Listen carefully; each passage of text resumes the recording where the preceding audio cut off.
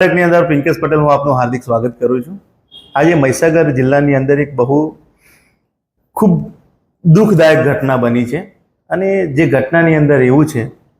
કે બાલાસિંદોર તાલુકાની જે જીઆઈડીસી આવેલી છે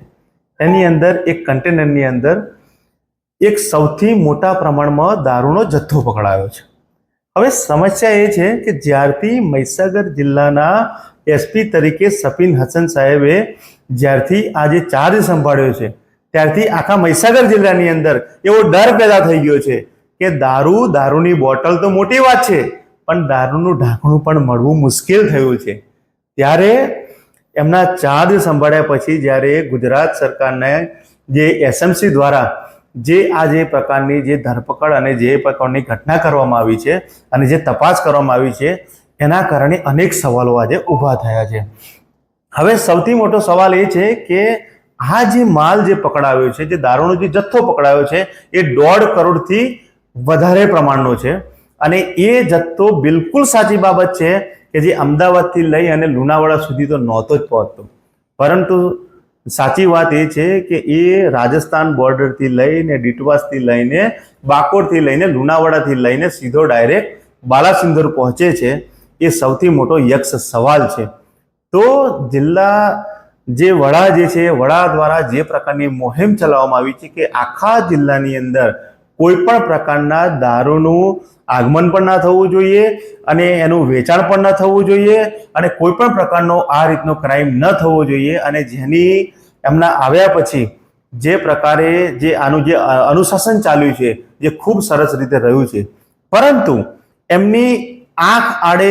કાન કરીને જે પ્રકારની જે આ ઘટના આજે સાથે સામે આવી છે એ જે ઘટનાની અંદર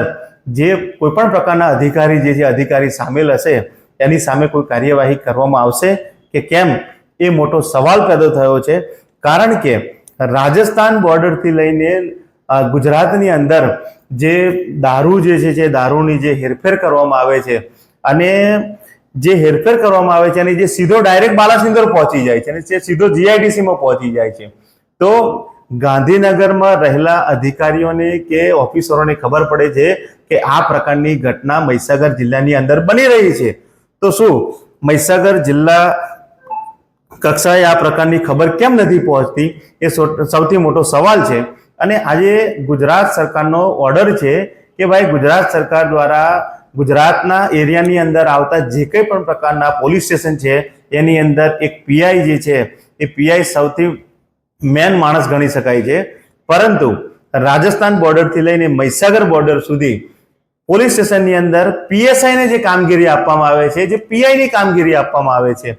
પીએસઆઈને, એ સૌથી મોટો ચર્ચાનો વિષય બન્યો છે। અને શું જિલ્લા અધિક્ષક દ્વારા